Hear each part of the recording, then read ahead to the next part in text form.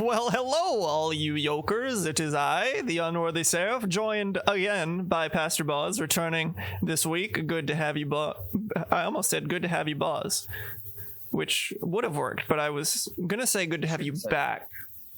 Well, I mean, both worked. But the other one still worked. So I was on a short hiatus last week. I don't remember why. I don't remember why either. I think you had an appointment. I did. I went for my multiple sclerosis appointment. See, Unworthy Seraph knows my life better than I know my own life. Mm-hmm. So that is what a true yoke fellow is supposed to be. So if you have people in your life that are making you... Pause is really low. Is your mic far away? No. It's an inch away from my mouth. Okay, hold on. How is this? Well, don't put it in front of your mouth. Is this better for all the yokers out there? Would you guys rather hear me? Hold up. It happened during service last Saturday too. Put it back down. Put it back down. Put it back down. I am back down. All right. I boosted you. Okay, thank you for boosting me. I mean, I could technically boost my gain, but I don't know why I would have to. It wouldn't make sense unless my cat... No, it looks like it's pretty high actually, so I think we're good. Am I good? We're fine. We don't need to spend so much time trying to work it out. I can bring it up for the recording and level it out, but it should be fine. But yeah, so I had my MS appointment last week. All went well. The guy actually said this, guys. This is when you know the Lord is working in your life and that you are highly favored. Okay, he looked at me and he said, "I'm not saying that you don't have MS." But you're doing great. Amen. Nobody has said that to me ever. And I've never heard of a person actually being healed from MS ever in my entire life. So you know what? I'm believing by faith that lesions in my brain because my bean cells. Get out of here, bean cells. It's actually B cells. Inside joke. Pat. Shout out. Anyways. Shout out to Sam Klepper. So yes. So yeah, that's where we're at though. Yeah. Doing good. Good. Boz, we're in February now. And we're hosting Susie again. Nice. Can you guys actually hear us? Let me. I know Twitch was having some issues. Twitch is having people going live. Issues. So don't worry about it. It's fine. The yokers are here. Listen, wait, no. That's fine. Oh no. He actually said it went. Oh, okay. So I guess it does kind of mess them up. If it happens, just let me know. Tag God Squad Church in the chat and I'll fix it. I'll do the unhost. Yeah, we got you guys. Don't worry about it. Everything's fine. We will unhost it in 0.5 seconds for you. If you miss anything, there'll be a recording. It's fine. But I'm sorry for the podcast. Yeah, I feel really bad for them. Why we're not trying to host. It's just doing it on its own. Issues. It's auto hosting. Maybe we should just take it off of auto host. That's so much work. That setting is buried.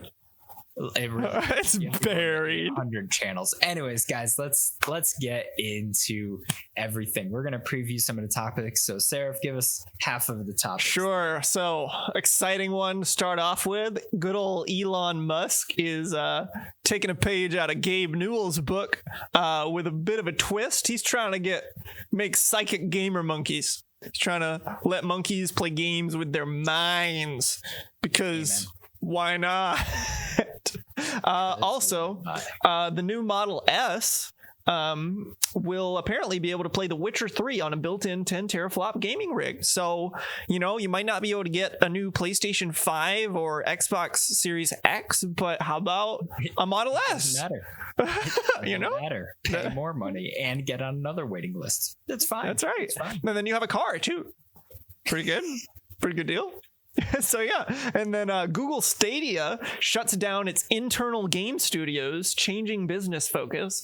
This is interesting because I didn't even know they had internal game studios. I didn't either. But that's the thing. So, and the latest Steam Game Festival kicks off on Wednesday. At first, I was like, we're hosting Susie again. Goodness.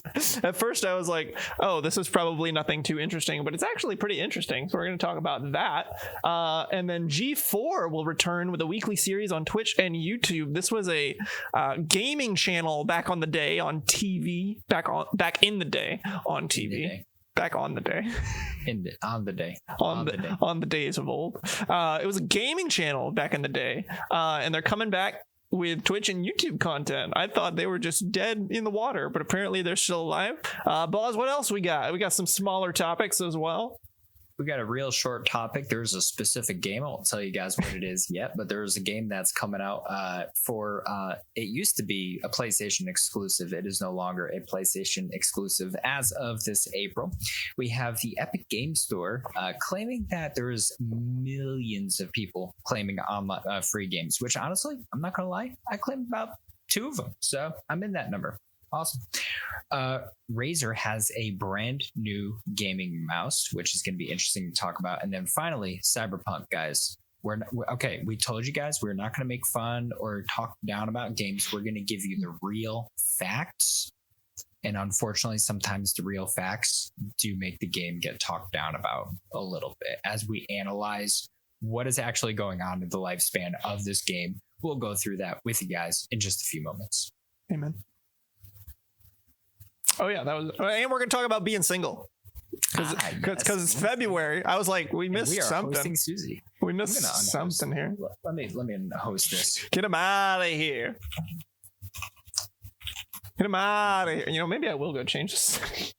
Like literally, we need to change settings because this is a problem. Okay, so just so you guys know, we're gonna change the settings. Well, it's not crashing. You guys are good. Don't worry about it. It's just Twitch. Here's what's happening. Twitch, okay? GSG is not going down. It's, we're still live. Everything is good.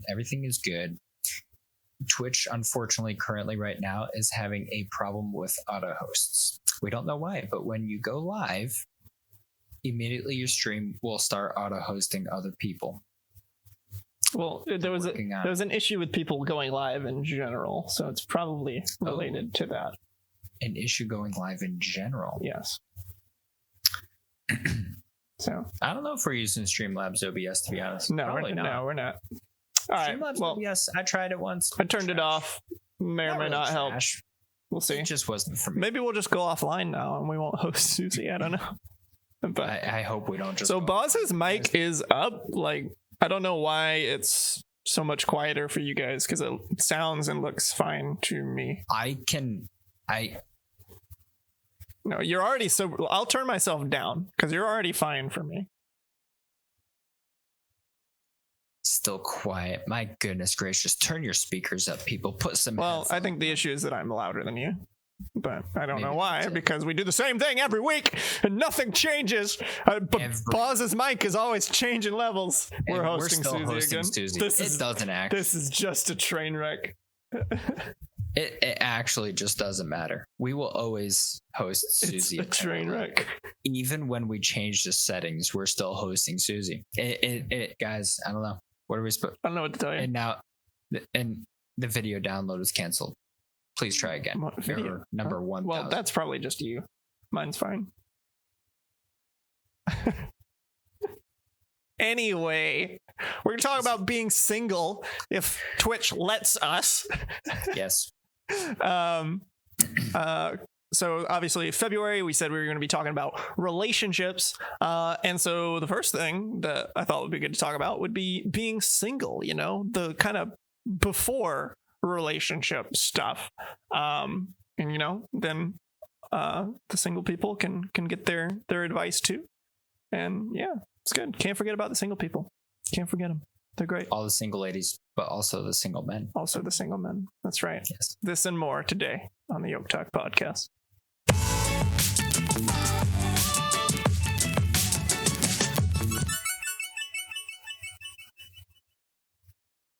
Fantastic. Beautiful. Absolutely. Fantastic. Beautiful. Well, amazing. Friends, maybe we'll be able to survive the hosting dilemma. But so in the first topic, Elon Musk is trying to make psychic gamer monkeys. Boz, initial thoughts. Initial thoughts. Why? First of all, isn't Elon Musk? Isn't he like the most wealthy person in the world now? He is like now. He passed Jeff Bezos. He beat Jeff Bezos. All right, so Jeff Bezos decides to buy a clock that's going to run for 10,000 years, which I'm just going to take a wild shot in the dark. Pretty sure Jesus is coming back before that. Just, I don't actually know. None of us know. But if it's another 10,000 years, like that clock will still be running. Great. Psychic gamer monkeys. Like the clock, I don't understand the clock already. I actually understand this less. That's my initial thoughts. Okay. So there's actually not a ton to talk about here. But basically they've implanted a neural link into a monkey. And this has allowed the monkey to play a game. It doesn't say what game, which is disappointing. It might have been Pong, because the article talks about doing it to two monkeys and then having the monkeys play Pong against each other with their minds. That would just be incredible. But I'd rather see more like a Call of Duty showdown between these monkeys. You know what I mean? Call of Duty 360 no scope last kill 1v1 Rust between the monkeys. Yes.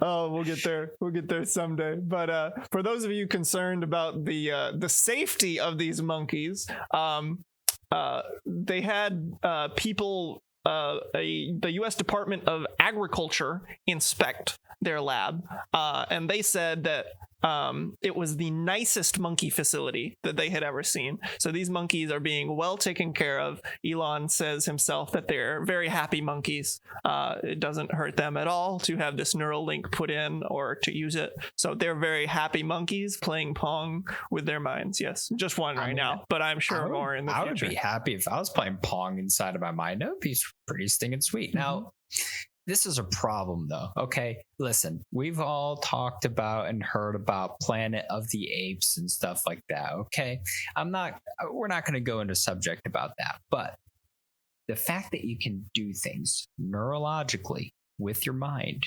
Can you imagine today that your teacher says to you when you're in school, open up to page 342, and it's just there. You close. You don't even have to. She could just send it to your mind.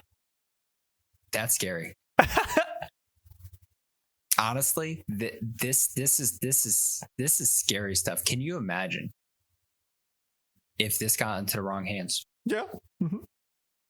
It's like last week we were talking about oh, that's right, you weren't here, but we were talking about Gabe Newell, the founder and CEO of Valve. He's very, very interested in this brain interface technology right now, and he really thinks it's just going to be like the future of everything. That's scary. And he was talking about the security concerns of it, because obviously those are valid. But yeah, he thinks it's going to be huge. They're making like incredible progress right now. I already know in Sweden they have this thing being implanted in people's forearms where they act like devices, like they act as credit cards, they act as keys and things like that. So literally you go to the store and you just swipe your arm like you in front of something and it pays for your groceries. People are like, that's so cool. Honestly, that's some scary stuff. I'm not gonna lie. When I get to my door, I don't really mind taking out my keys and turning the lock. It's not the worst thing in the world. Yeah, I mean, it's basically just like an NFC chip in your arm. It's like the same thing in your phone. It's not really much different. It's just they're putting it in your arm instead of your phone, but which is a little my props. Interesting. I'm not gonna lie. I'm not gonna talk about it. Revelation. Okay, there's something about the right forearm and the forehead. If God showed John a microchip being put into somebody's arm or forehead, he wouldn't call it a microchip because that wasn't even a thing. He didn't know what it was. This whole 666 tattoo thing, a little too close for my comfort. Just saying. Let's move on. Let's move on. In other Elon Musk news, the new Model S will be able to play The Witcher 3 because it has a 10 teraflop gaming rig built into it. Yep. Why? I guess so that you can play Witcher 3 while you're waiting in the parking lot. My first impression, how many accidents is the Tesla going to get into? Okay, so I know... No, hold on. Listen. I know it can play some games already, like phone games or stuff. It already has games. And you literally cannot play the games unless the car is like in park or something. Like it will not let you. There are people out there who can make things happen. Well, I'm sure, but that's their fault. Like it's no different than somebody reading a book or doing something while they're driving. Like, true. And unfortunately, my dad, when he was still working, he told me all the time when he was on the highway, you wouldn't believe the amount of people who were driving with their knees 60, 70 miles per hour on the highway and having the paper in their hands almost over the entire steering wheel. He said it was insane. People reading books, people doing their makeup. Just put your eyes on the road. This I could see it being good for a kid in the back because it looks like. Well, it's on the screen in the front. I mean, I guess they were sitting in the center. But if you scroll, I feel like that'd still be distracting for the driver, though. For sure, but if you scroll down a little bit, it shows a screen in the back of the car on the console, on the back of the console, and so cool. I could see this actually being something neat for a kid. Now, at the same time, I do think that there should be, and there probably already is, a built-in Wi-Fi system for the car. So you could play online as well, possibly, to do certain things, but. Yeah. I don't know. When I get my car, my first thought isn't let me play The Witcher 3, but yeah, I'd rather play games home. Maybe for Mordecus or somebody like that. Maybe he would really love this. Maybe at times, you just need a break from the house. You need a break from your kid. Just go to your car to play video games. Go to your car, turn on the heat, if it's cold outside, just play some video games, Get some peace and quiet. And when you get really hyped, you can honk your horn. Amazing. Actually amazing. It's kind of crazy what we're able to do with technology these days. I mean, I remember when people were going crazy because you can unlock your car with this stinking remote unlocker, right? Start your car, out of this world. Now it's like coming standard in cars a lot of times. So kind of crazy. Yeah. All right, but moving on, Google Stadia, who apparently had internal game studios, are now shutting those studios down. I had no idea. I do not know. So basically, they were just studios that were making games specifically for Stadia so that Stadia could have exclusive games. But Google's like, nah, we ain't doing that no more. So they started in late 2019. And now it's done. They're done. They ended in about late 2020, 1 year later. Yep. They promised to revolutionize gaming. Yes. I haven't seen it yet. The company plans to begin offering its Stadia tech to publishers, opening up the possibility for Stadia to become the streaming tech for other video game companies. I can see that. So other studios could potentially develop a game that will be exclusive to Stadia, but Google themselves will no longer be doing it. Stadia's just been a whole mixed bag, and I wouldn't be surprised if it gets shut down altogether in a year. I haven't, honestly, for me, even if I had like a ton of money, I still have no interest in owning Stadia in any way, shape, or form. It just doesn't appeal. It's such a weird model too, because it's not like a subscription service. There is a subscription, but I think you can use it for free, but you have to buy the games individually for Stadia, and then you can only play them on Stadia. So it's almost like a free console, but then you still have to buy the games for Stadia. It's very strange.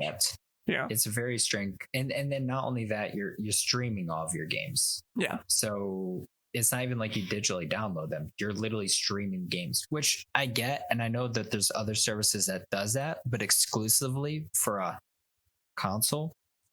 I mean, the best thing that Stadia came out with was their controller. Controller was cool. Looks nice. That's about it, though. I don't see the appeal of Stadia just in general. I don't see Stadia lasting a whole lot longer. I don't know if they're too ahead of their time, which is what the Dreamcast was, which is why Sega kind of went down in flames. I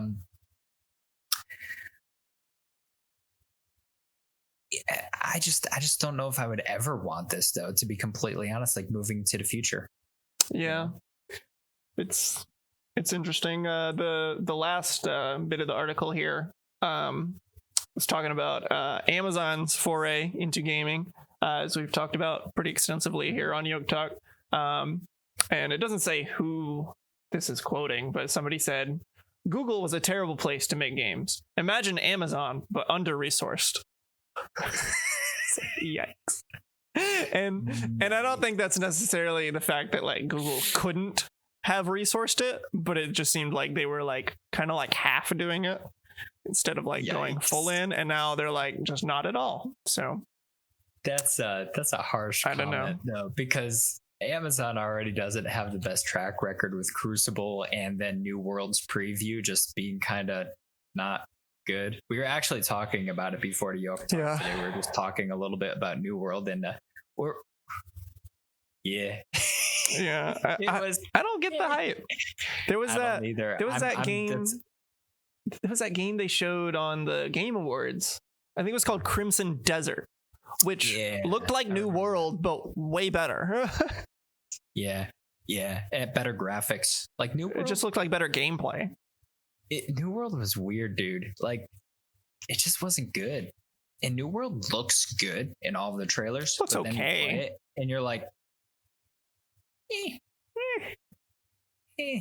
I tried it. I'm getting rid of my pre-order. That's all there is. I need to get rid of it soon, though, because it's coming. One day they're just gonna drop it on me like it's hot, and I'm gonna be like $60 out because I'm probably not gonna play that game. So, not gonna lie. Yeah. So, but anyways, we'll see what happens with Stadia in the next year. Yes. What we got next? There's the latest Steam Game Festival kicking off Wednesday. Tomorrow. What is this, Seraph? Because tomorrow. Because I don't even know what if you're listening today. Oh, playable demos. Yeah. So this is something. It was really cool, actually. I didn't know that they started doing this, but this is something they started doing when the Game Developers Conference got canceled last year due to COVID. So usually Game Developers Conference is a huge event where a bunch of game developers come, show off what they're working on, and it's just a way for game developers to connect with one another and for people to new to the industry, especially to have opportunities for them. But basically, it's like an event where there will be over 500 demos of upcoming games from indie developers, along with live stream chats and panel discussions. So it's actually really cool. That's really interesting. Yeah, that's really cool for people to be able to get together who are doing things just together in general. So like people are going to learn from each other. They're going to share ideas with each other. And I think that's a really neat idea, but then also allowing like the community and stuff like that to be able to play demos for free that might just get somebody's name that is a little bit smaller out there, to be completely honest. Yeah, it's really cool. Really cool. I would love to just go play a bunch of demos. Like, I'm down. Yeah, for real. I don't know. That's really neat.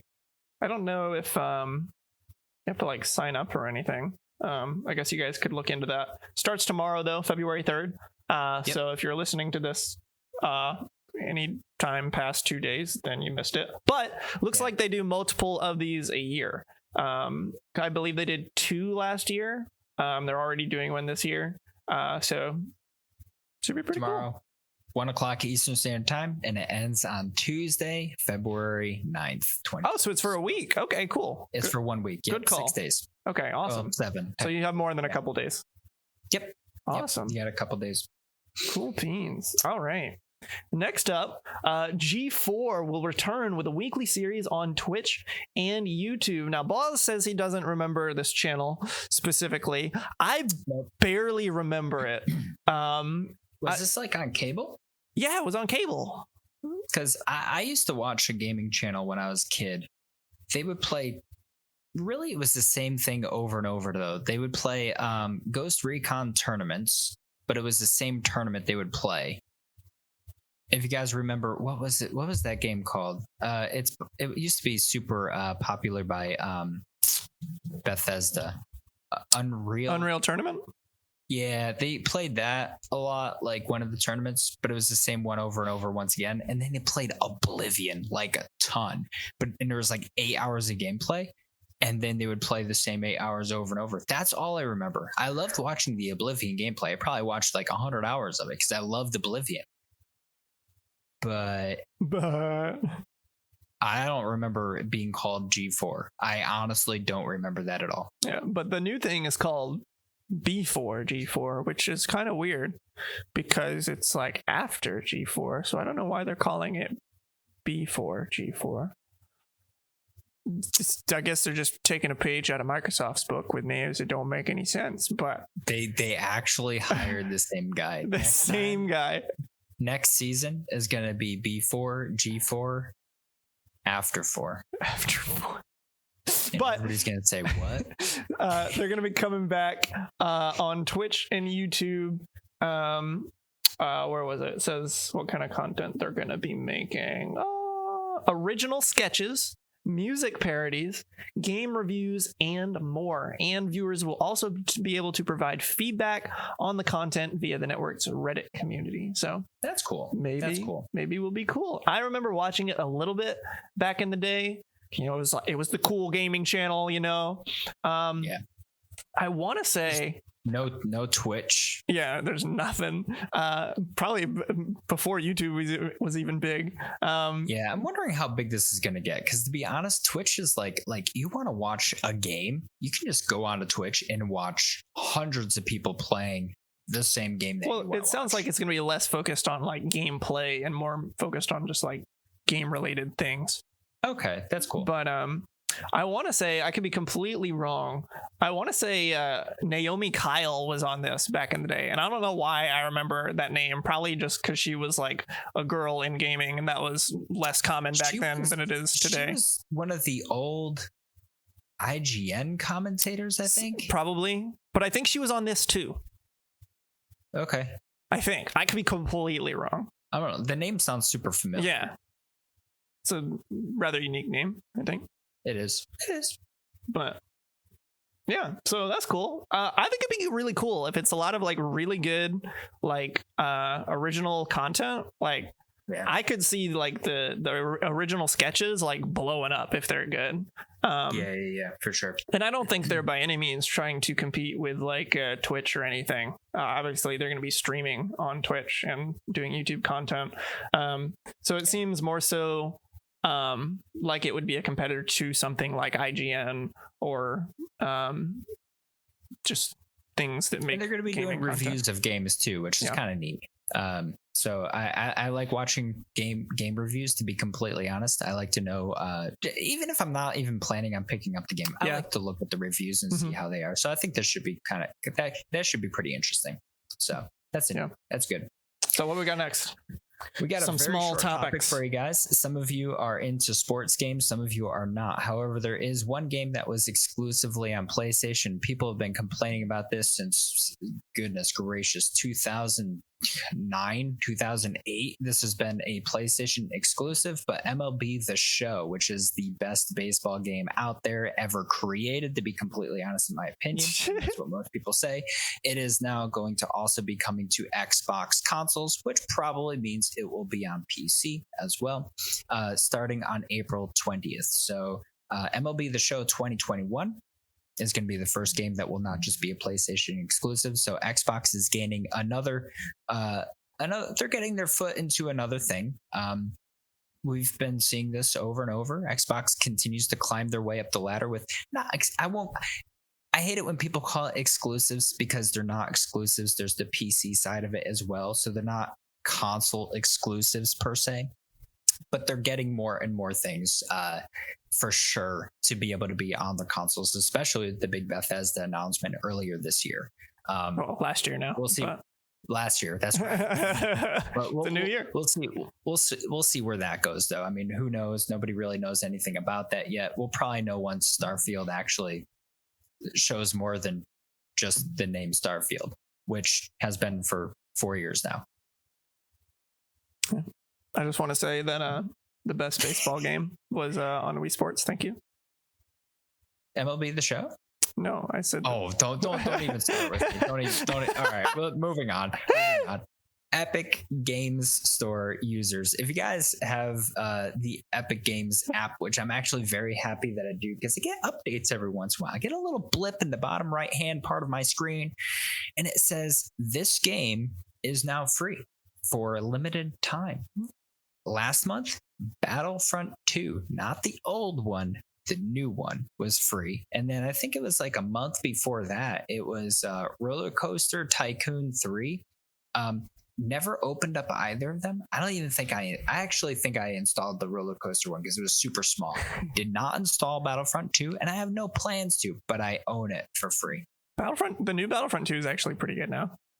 Yeah, like they made a lot of changes, and to be honest, I had no plans on picking it up. But if it's free, it's for me, and I didn't even have to install it, right? So I picked it up for free, and now I can just install it on my PC whenever I want, as long as I'm logged into my account. Did you actually say the headline yet? I have not. So. What are we even talking about? With that being said, Epic Games Store users claimed 749 million free games last year. I was two of that 749 million. I think I claimed something free. I forget what it was. It's pretty cool. Like, I feel like a lot of people just have it for the free games. Oh yeah, I don't have it for any other reason. I'm wondering what the highest game was. This unfortunately doesn't say what the highest download. I feel like it would have been Battlefront 2. I know they released numbers on how many people claimed it recently. Oh, really? I don't remember how many it was. It was a bunch of people though. I think Techie mentioned it last week on YokeTalk. Yeah, and like I said, I claimed it. I have no plans on playing it ever, installing it ever. But if I get an itch to play Battlefront 2 for some reason, I'm playing it because I can, because I claimed it. So if you guys don't have the Epic, listen, here's the thing. All right. A lot of people are like, well, I'm never getting Epic because they made Fortnite. I understand. I do. I'm not the biggest fan of Fortnite either, but it doesn't mean that the whole company is bad. Even with everything going on between Apple and Epic and things like that, they're doing some good things. Let's be honest. There's a lot of free games coming out. Hey, you're better in my book. So they're throwing a lot of money at this thing. That's for sure. They're throwing a whole let's be honest. These games that they're giving you for free, they don't come free. They're paying the developers so that they can give you these free games. Like they're throwing so much money at this. They want to get people on the Epic Games Store platform so that they'll start using it as their game store, and they're trying to do that with all the free games. It's interesting though that Battlefront 2 went free, and then a week later we found out that what's their names didn't have the rights to it anymore. EA. Yeah.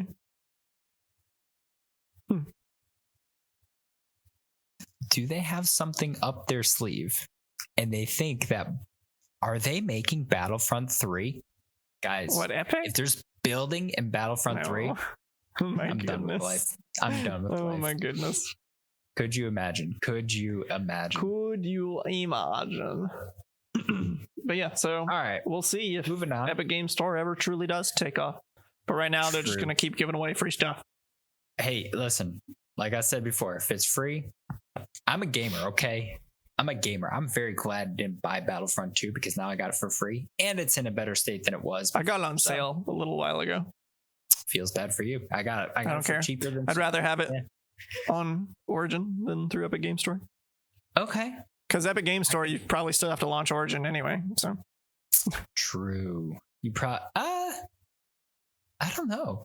I don't think so. I think so. I bought Tony Hawk's Pro Skater 1 and 2 on Epic Games. I don't think I have to launch Origin to launch that game.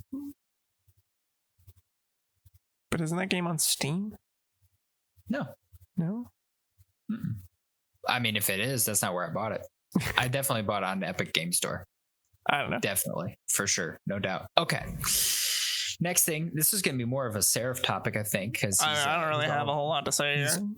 All the tech guy. But Razer is coming out with a new mouse. It's called the Viper 8K, and it promises the fastest performance of any gaming mouse. Now, Seraph, walk me through this because I don't understand this fully. They're saying that most mice that come out today, I said mouses, didn't I? Most mice that come out today, they're saying is like standard 1000 hertz. This is 8,000. What is hertz for a mouse? Like what's the actual difference, and will you notice it? So it's the same concept that it is in like monitors and stuff, right? So you have about 60 hertz, 144 hertz monitors. Yeah. It's the refresh rate. So it's how many times it's refreshing. So the standard is 1000 hertz. It means the mouse's position is being updated 1000 times per second.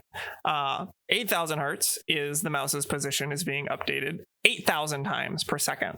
So you're constantly getting more accurate positioning of your mouse, your computer mouse. So essentially, you'll be clicking more heads. Potentially, if you are accurate enough. Here's the thing with gaming peripherals, right? I know. It gets to the point where like they might make you more consistent, but they will not make you a better gamer. So they'll make you more. So if you're a bad gamer, they'll make you still going to be bad. If you're a consistently good gamer, you're going to be consistently good. Mm-hmm. So still, I wouldn't expect, your KDR to go up at all with this. It's kind of like the meme that I saw the other day. Somebody was like, "Yeah, I got my 144 hertz monitor, so I can look at my 0.36 KD ratio KDR on a different screen." It's like, yeah, that's kind of right. Like, if you're a bad gamer, it's not going to make you any better. It's just for the experience of it. This is kind of cool though. Yeah, I'm interested in the jump. If most mice are only 1,000 hertz, why have we only just now jumped to 8,000? That's what I'm wondering right now. When other mice have 4,000, 6,000, like, is there a different? Yeah. It looks like the highest reported before this was 5,000 hertz on a particular mouse from Zowie. And the interesting thing is, if you're tools.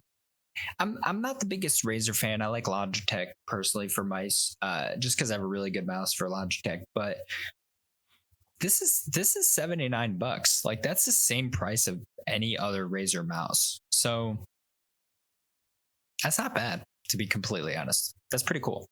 And if you bought their new credit card that has lights on the credit card, you can use the credit card to purchase. That's true. We talked about it on YokeTalk. That was a while ago. It was. So there's a credit Maybe card. They canceled it by Razer. Maybe it's not a thing anymore. The credit card. I feel like that I don't know. It had an RGB light in it. Like, I kind of wanted that credit card, right? I don't know how it worked or anything, but dang, I remember that. So you can use Razer's credit card to get your $79 8,000 hertz $79. Okay. Mouse. Crazy. Yeah, I believe, like I said, not a bad price. I believe the Viper was already a mouse that they had, and this is just an 8K version.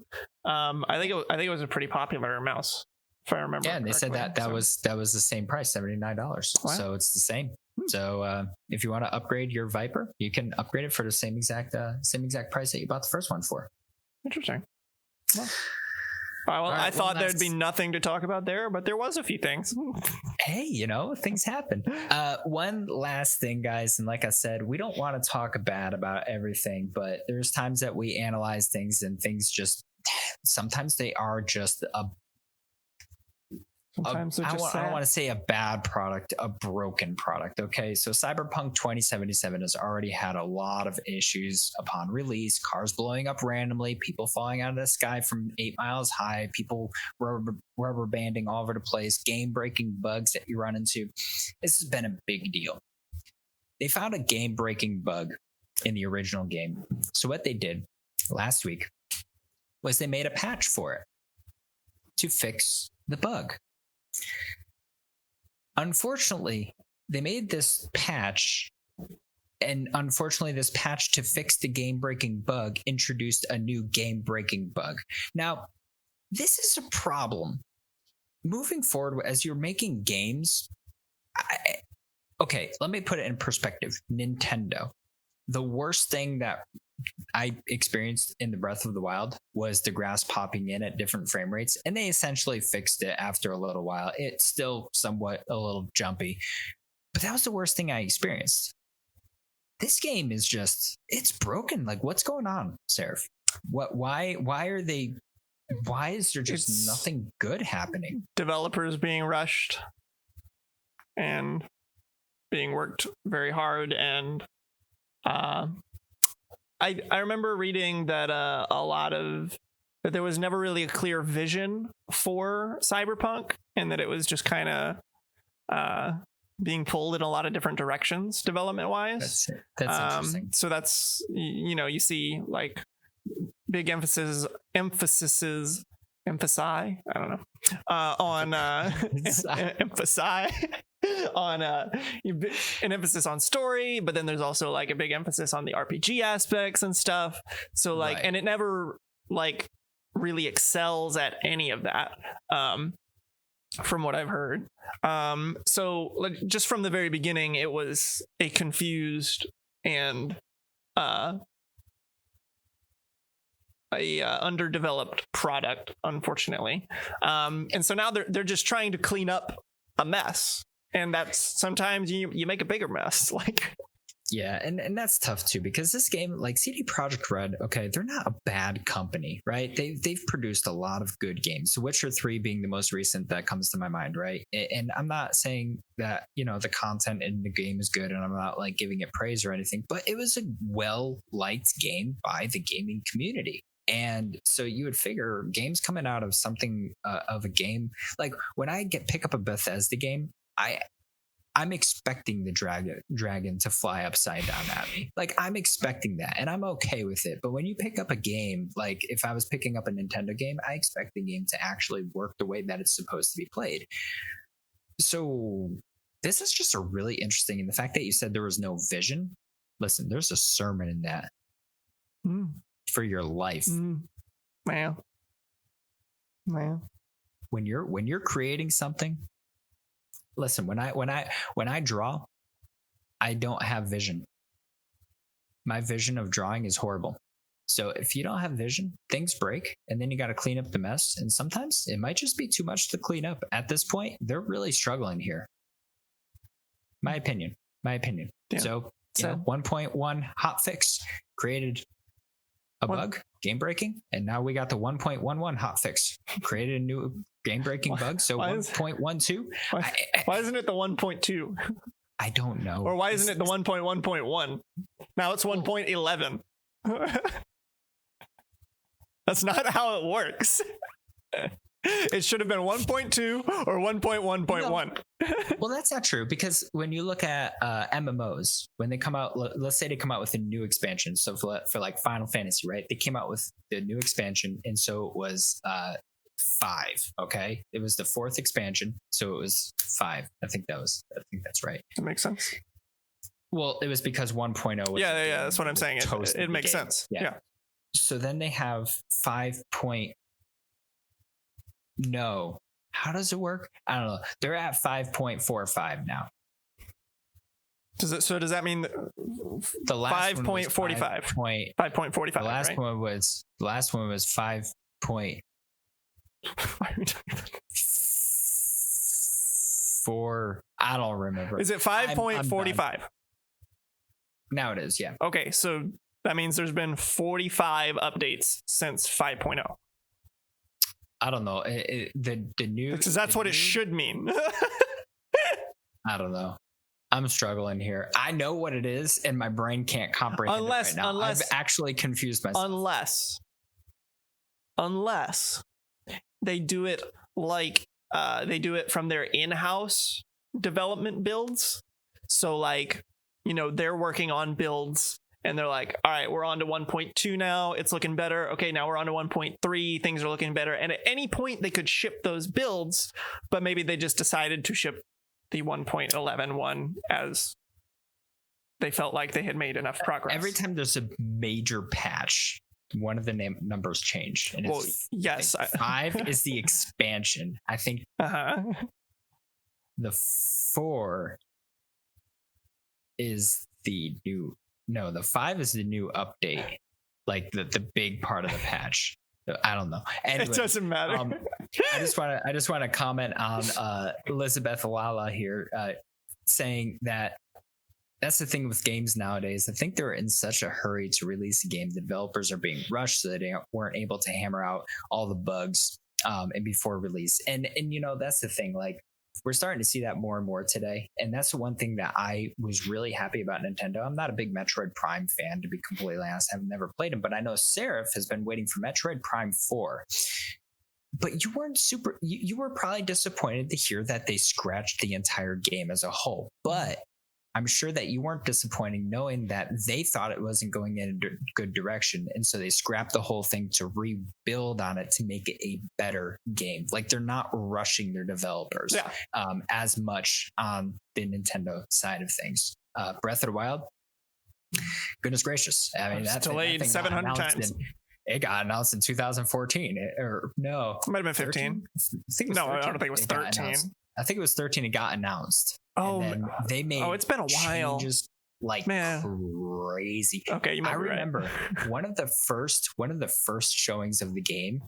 They said because the world was so large, you could get on a horse and you can click on the position that you wanted to go to, and the horse would automatically ride you there, and you could put down your controller. This is when the Switch wasn't even a thing. So, and the horse follows the road.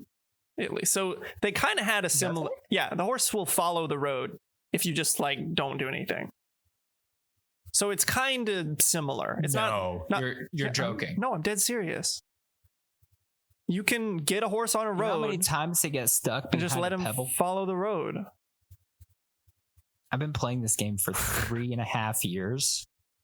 Almost 4 years now. Big Sigma confirms. Big Sigma confirms. You just put them on the road and they follow the road.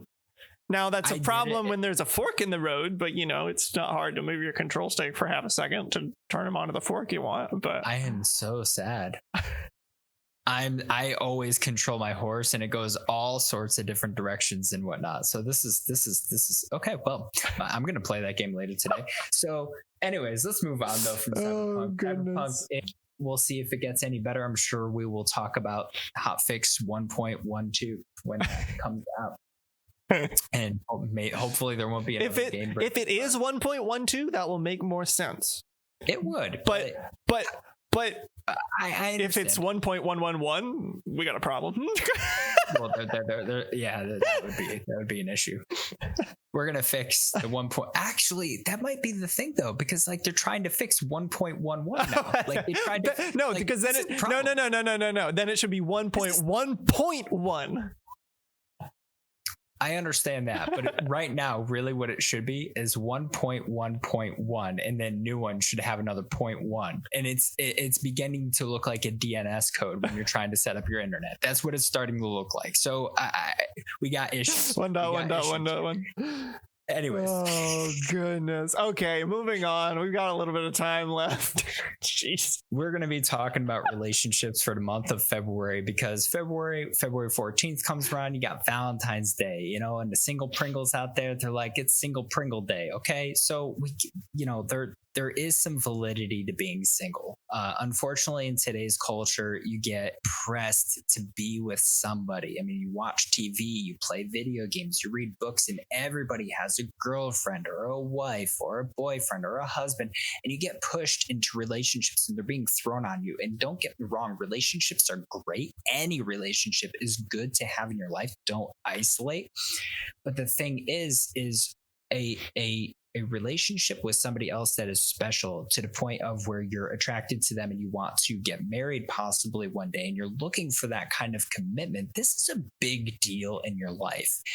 Does it need to happen the way that society says that it does? And unfortunately, there's a lot of single people out there that feel like, I just want to find the right person. I just want to find that one person, because you always hear that saying, there's one person out there for you in the world. Well, there's 7 point something billion people in the world. So you know what? You might not find that person. I don't believe there's somebody out there for everybody.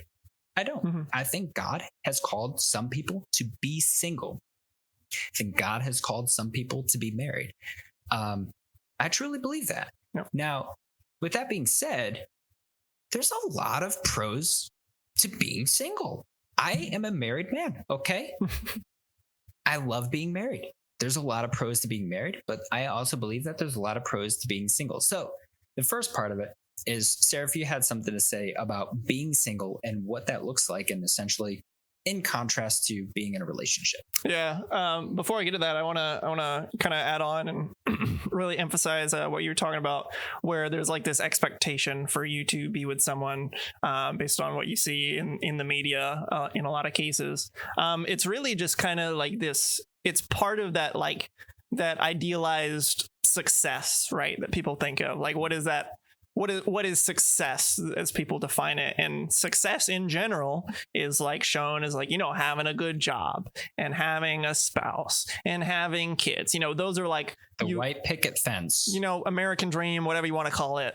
If you're not in America, obviously you don't call it that, but a lot of the same things get clumped into that. And being married is part of that. And I think it's a shame that that expectation is put on so many people, where they feel like they just have to. And I think, honestly, that is the biggest problem that people run into when they're single, is like they feel like they have to be with someone, or they feel like they should be with someone just because they see everybody else. They see that as success. They see that as like you're doing well in life. And that's just unfortunate that's just ingrained in our minds like that. I know I kind of felt like that growing up. Probably as I got older, I stopped feeling like that when I, really looked at it. But a lot of people get stuck in that. And it's a shame. It really is. Yeah, for sure. But what I wanted to start off with here, talking about being single, maybe you're somebody who's been single your whole life, or maybe you're somebody who has been in relationships before, but now you're single, whatever it may be. Specifically for the people who have never been in a relationship before. This was something that I definitely did not understand beforehand, and I'm sure Boz would agree, is you truly do not understand how much work a relationship takes until you're in one. And even once you are in one, you still might not even understand it, because it could be an unhealthy relationship where there's not a lot of communication and it just kind of fails quickly after a few months or so. Or honestly, even if you're in a relationship for an extended period of time, it could still be not a good relationship. It could still be not a good example of what it's like. Maybe it's very surface level, and you're just kind of in it for whatever reason, and then you get tired of it in like a year or whatever. But if you are in a healthy relationship, it's a lot of work. Yeah, and it's sure. And not to say that work isn't worth it. When you find the right person, you want to put in that work, and the work is worth it. But it's a lot of work, and that's something that you really just can't fully understand as somebody who's not been in a relationship before. Yeah. And I just want to touch on that a little bit. When I was just in my dating years, I didn't understand, like I knew how much work it was taking to create a relationship with the person, to continue hoping it would move forward, especially a long-term relationship. I didn't actually understand how much more work it was going to take after I got married. So everybody thinks about getting married and how things are going to get easier. You're going to live with each other. This is going to help with this. This is going to help with that. And sure, that does happen to an extent. But I'll tell you, marriage is 10 times harder than just a dating relationship, because it is a continual commitment and a willingness to just, do everything you possibly can for that person. My dad told me before I got married, he said, watch your time go out the window. I was like, my time's not going to go out the window. I have to drive to my girlfriend's house right now. I have to drive to my fiance's house, right? And that takes time. And then I spend the time with her, and then I drive back home. It's another, 40 minutes out of my day. He was right. When I got married, okay, your time doesn't grow. It gets less. Now, I'm not saying marriage is a bad thing. I love being married. I love my wife to pieces. She's just great. And I love being married to her. But it's a lot. It takes a lot of work. It takes a lot of communication. And I think, like Seraph was saying, there's a lot of people that don't understand how much work a relationship actually takes. There's a give and there's a take in it. And it's a lot. It's a lot. So, yeah. I want to bring Chitown Deke. I probably butchered the pronunciation on that. I'm so sorry. But he said something in the chat that I wanted to read. He said, I'm 58 and single my whole Christian life. I didn't want it, but I knew I wasn't going to marry for marrying's sake. When the Spirit directs, it will happen. If not, I have my extended family to care for. My life is still fulfilled and not sad about it. I think that kind of perspective is really great, which leads us into something else we wanted to touch on, where there's still ways that you can be fulfilled in being single.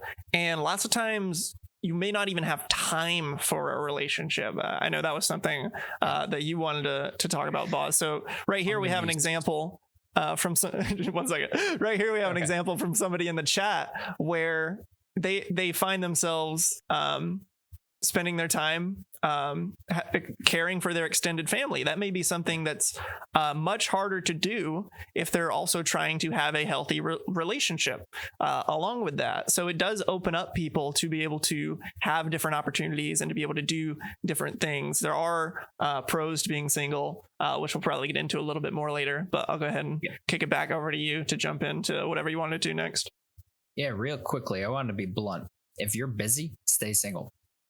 Bluntness. Okay, here, those people that I'm talking about every time, and I believe that there needs to be rest in everybody's life, and I need to learn that myself as well. But those people every time, how are you doing, man? Life, it's busy. I got this going on today. Do you want to hang out sometime? I can't, man. I got this to do. I'm busy. Listen, don't get into a relationship if you're already single and you're that busy. Just don't. Like, it gets to the point where we're talking about how much work it takes, and you actually won't have the time. You need to be able to have enough time to be able to nurture that relationship, to help it to grow. And that doesn't mean that you can't get into a relationship. That doesn't mean the busyness has to stay there. I truly believe there needs to be rest in everybody's life. I think we need a healthy balance between, our relationships and being there just by ourselves, and work and all the different responsibilities that we have in life. There needs to be a healthy balance between there. If you're just busy all the time, you don't have that balance. And to add something else on the scale that's a responsibility, and you're already not having that balance, it's not going to be healthy for you. It's not going to be healthy for the relationship, and it definitely won't be healthy for the other person, because they're going to feel like they're just being added into your schedule. You don't want the person that's in your life to be added into your schedule. You want them to feel loved. You want them to feel nurtured. You want them to feel all the things that a relationship should be giving. And unfortunately, when we're too busy to be able to do that because of everything else in life, I would say stay single until you are able to get that balance that you need in your life. Yeah, there's going to be seasons in your life potentially where you probably don't have time for a relationship, and it might not be forever, of course, if you're changing jobs or changing just situations in life. But there's definitely going to be seasons in your life, if you're single, where a relationship might just be really hard, like logistically, like you just won't have the time for it. I look back on my life, and when I was first getting involved with the God Squad heavily, I was doing a ton with that and traveling all over the place and all sorts of stuff. And like, could I have had a relationship in that time? Maybe, but it also would have been a lot harder to do both. Yeah, and I want to touch on that real quick. That doesn't mean that you can't make the balance, right? Yeah. Just because you're busy and stuff like that doesn't mean, like, okay, so somebody's married and all of a sudden they get super busy because their job changes or something like that. It's not like, well, I'm going to jump out of this relationship. No, you're in a committed, lifelong relationship with this person that you made a vow before God, nonetheless, before your wife or husband, but before God. You need to stay in that relationship. Just because you got busy doesn't mean that you need to get out of the relationship and fix up a few things. No, it means you got to create balance in your life. And I think that's where it comes in. And it's tough. It's still tough for me from time to time to be able to balance different things in my life, to be able to move forward in my relationship, be able to continue loving my wife more and more and more every single day. So, yeah. So how about some of the pros and cons of single versus being with somebody? Sure. I think there's a lot of pros to being single. I think there's some cons to being single. Some of the pros, right? You honestly, you don't have the responsibility of having to please both God and your wife. As a Christian, it's not easy. There's times that you feel like God is calling you to do something and your wife might not be on the same page as you. I'll be completely honest. For a long time, as I was trying to move forward within the God Squad, my wife wasn't on the same page 100% of the time. To be completely honest, 3 years ago, when I mentioned Virginia, I knew World War III was about to break out. Gracious. It was rough for us. We got through it. We were able to work through it, and she understood where I was coming from, but I had to understand where she was coming from as well. That at the time she was very ill in a lot of different ways. And so if I mentioned Virginia, it was an added amount of stress. She didn't want to leave her family. She knew that funds were low. She knew that I was the only person working at the time. So there was a lot into it that I didn't understand. But if I was single, I could just try to move forward whenever I needed. Mm-hmm. But when you're in a relationship, you got to make it work for the both of you. And now, yes, we do live in Virginia, and God worked that out, and he called both of us to come down here. And I do believe that God will speak to you and your spouse if God is calling you into something. But that is a tough thing. You're trying to please God, but you're also trying to please your spouse at the same time. Yeah. Now, for another perspective on that real quick, for people who maybe you don't believe in God, that's not a factor for you. Obviously your attention's not split between God and your spouse, but your attention is still split. When you're single, you are only accountable to yourself. If you're a Christian, you're accountable to God, but if you're not, you're only accountable to yourself. So you have the freedom to do whatever you want, make your own decisions, all that. And even if you get married to somebody, maybe you're not accountable to God, but you are accountable to the person you married. And so like there's a split in attention there. There's a split in your resources and your time. And there's always going to be a split of attention, whether you're a Christian or not a Christian. Yeah, for sure. I mean, one of the things, I go to bed earlier. If I wasn't married, I'd probably go to bed at 3:00 in the morning every day. Probably not that late, but I go to bed earlier because I like my wife. I like spending time with her, just in general, right? And so when I get off of work, I don't sit down and game by myself. I sit down and I watch TV with my wife. We play a board game. We spend time with each other because that's what you need in a relationship. So I'm not saying that is a con to being in a relationship, but it can be tough from time to time that you might find your time when you want a game might be a little bit lower. One of the cons to not being in a relationship, though, and this is something that Paul talks about in the Bible, is people that burn with passion. We're going to keep it PG here. All right. But the thing is he says, it would be better for you to get married than it would be to burn with passion. There are a lot of people that struggle with lust in their life and things like that. And he says it would be better for those people to get married. However, he says I think it's 1 Corinthians. I looked it up before, 7:8. He says it's better for a person to stay single as I am. I agree and disagree. I'm not saying that he's wrong. he's talking about pleasing God and pleasing your spouse at the same time. I completely understand that perspective, but I do believe we'll talk about that more actually when we get into the actual relationship. But the being single specifically, it can be tough specifically in that area. And I think part of the reason why is, once again, society, TV, movies, books, video games, they press so much and they pressure people at very young ages to burn with passion. I'll be completely honest with you. And that is a struggle when you are single. It can definitely be a big struggle. Yeah. Yeah, like you were saying with what Paul was saying, I think there's definitely people who have been called to be single, people who have been called to be married. There's pros and cons to both, and there's different callings for different people with different strengths. One is not worse than the other. It's not worse. Paul says it's better, but I don't think one is necessarily worse than the other. I think Paul was coming from a perspective where he was single and that was good for him and his lifestyle. And ultimately, if we're talking about, how can you serve God the best, then yeah, being single probably is the best. It's easier. Yeah.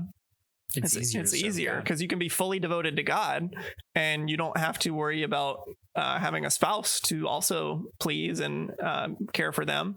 But other than that, both are pretty, have pros and cons. There's different lifestyles for different people. And other than that, like one specific thing, I don't think one is like worse or better than the other. Yeah, for sure.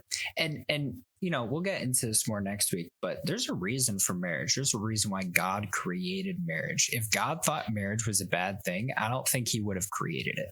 Like, there is a specific reason. We'll talk about that more, like I said, in the coming weeks of YokeTalk. So definitely stay tuned for next week, because we'll be talking probably about not being single, being in a relationship, what that looks like.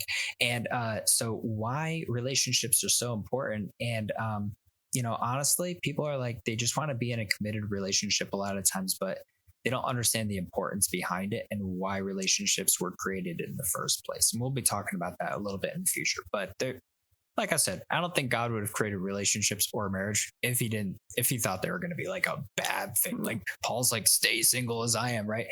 I'm not saying Paul's wrong. He's talking about the condition of where he was at in his life and his heart, and he didn't burn with passion.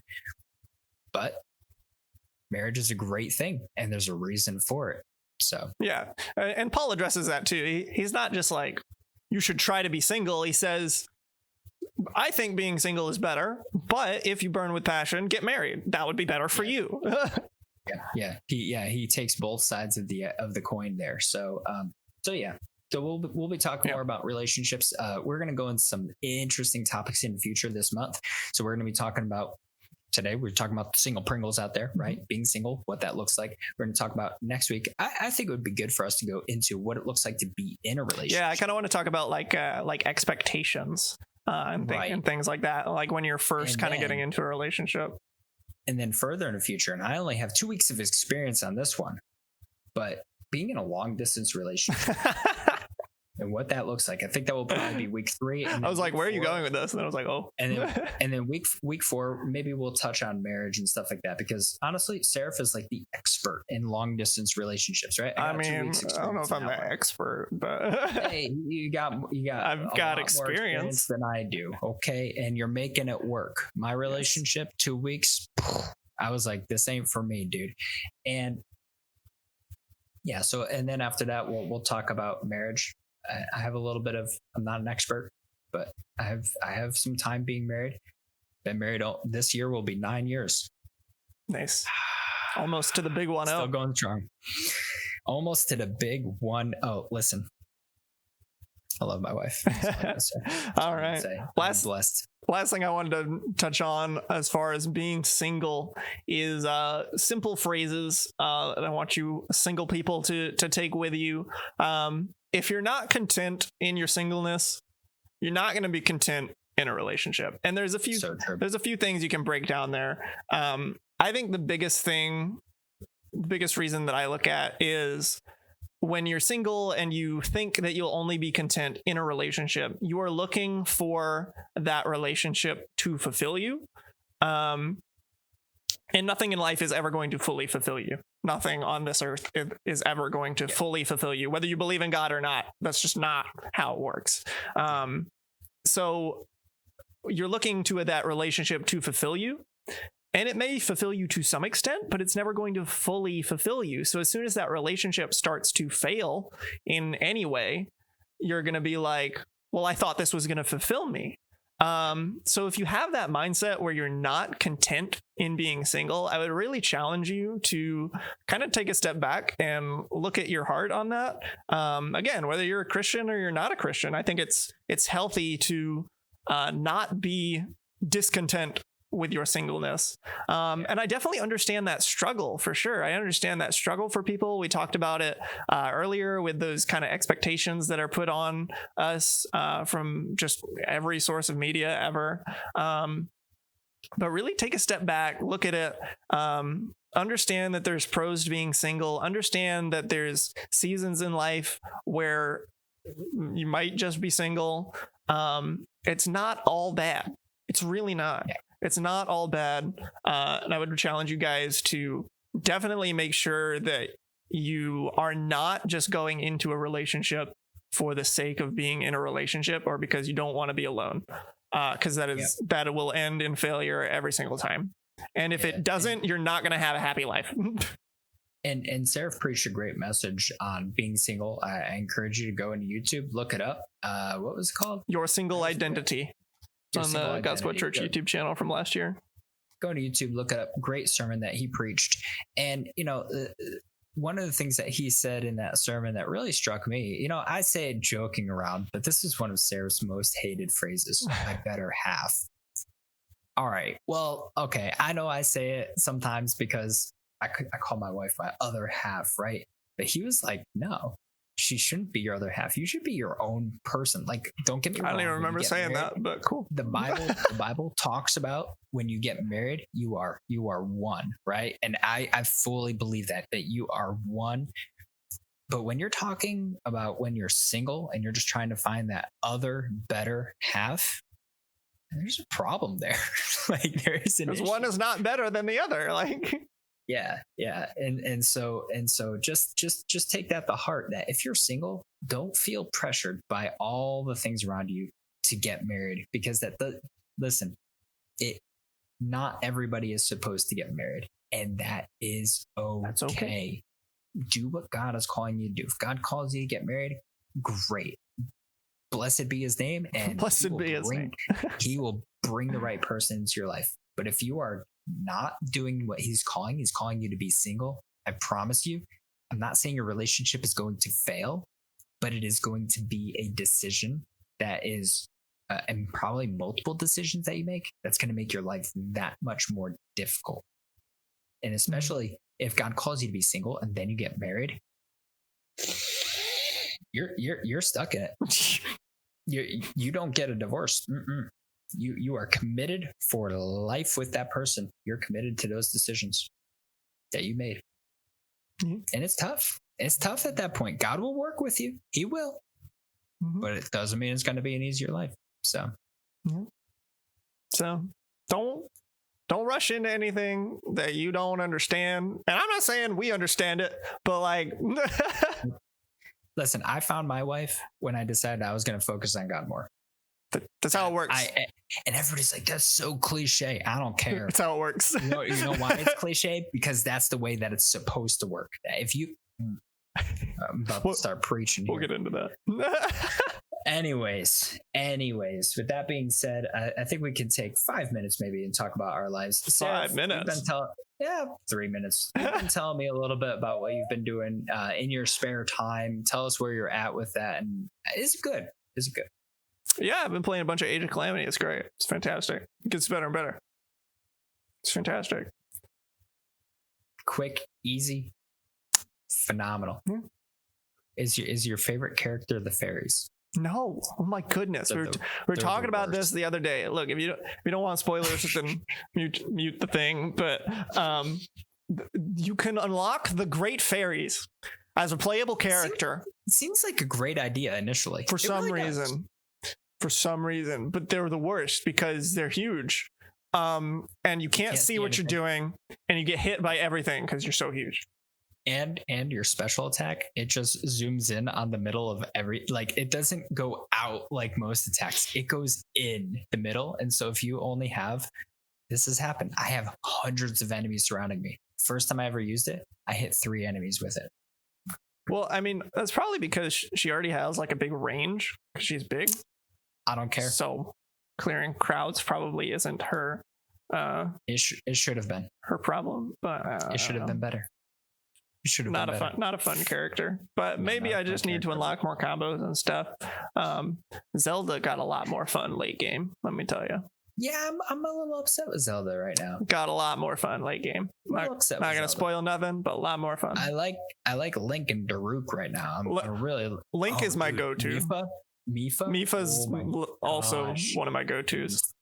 Anyways, apart from that, I personally have been playing Hades lately. Interesting game, very fun. What's the other game I've been playing lately? Oh, I started playing Final Fantasy VII Remake yesterday. Yeah, that's what you were saying. I just turned it on, and great battle system, great story. Just restarted the game. My wife was watching me while I was playing it. She was just doing something on the side, and it was a great time. A great game, phenomenal. And I didn't even know the Final Fantasy 14 had a brand new update, 5.45. 5.45.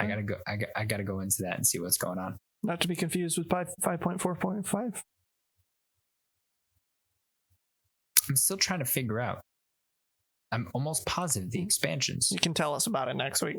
I will. I'm gonna figure this out. I know what it is too. It's just my brain can't wrap its mind around it. I gotta remember what the last expansion was called, and then I will let you guys know. Oh goodness, guys, this has been potentially the longest episode of YokeTalk ever. I don't know if we've ever gone this long. I think on our 25th episode we took a. Oh, maybe we might have been on the 25th. Yeah, but we try to keep it around an hour though. On a standard episode. Yeah, but definitely don't hesitate to come back next week. We're going to be talking about some more things. All the things of being in a relationship. Well, not all the things, but more things. Make sure to click follow, because on every Saturday, 1:30 Eastern Standard Time, 7:30 Eastern Standard Time, we have a church service. This is not just like something we call ourselves a church. We're an actual church. So if you guys want to join our Discord, if you guys want to get involved, we have those abilities to be able to do it. Definitely look us up at our website, godsquadchurch.com. And finally, something a little bit new. Fridays, we also go live. Pastor Susie, I almost said lead pastor, but can't call him not anymore. our preaching pastor. He actually streams on this channel. He goes from his channel to this channel. He's a partnered person on streamer on Twitch, and he streams on this channel. Usually Rust, but it's a good time. I promise you, even if you don't like Rust, you might have a good time in his stream. You might learn some things. He does a real talk where you can ask him any question you want, whether what type of guitar he plays, all the way to what do you think about this verse about 1 Kings chapter 5 verse 17. I have no idea what that verse is, by the way, but you can ask him if you want to. Oh goodness.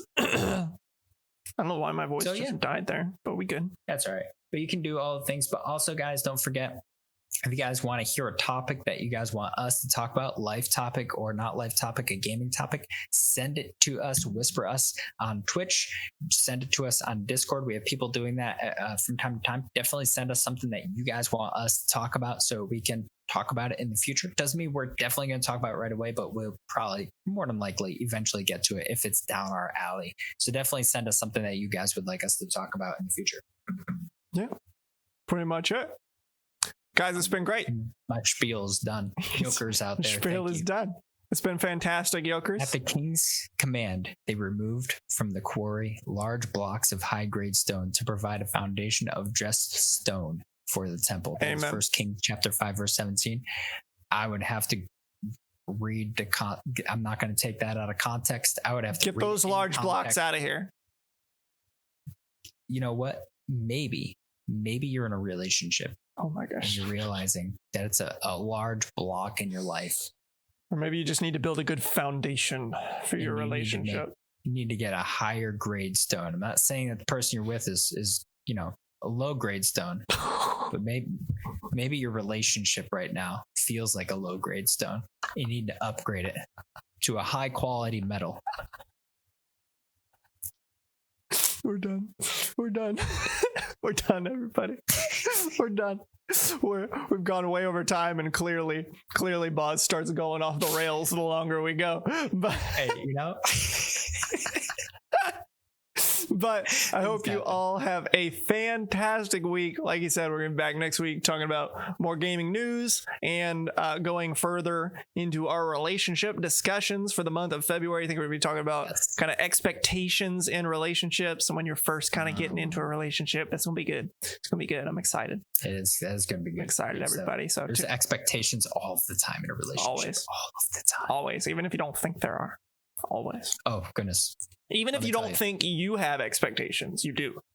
You men out there, if your spouse, your wife says, I'm fine, the expectation, no, for sure, she is not fine.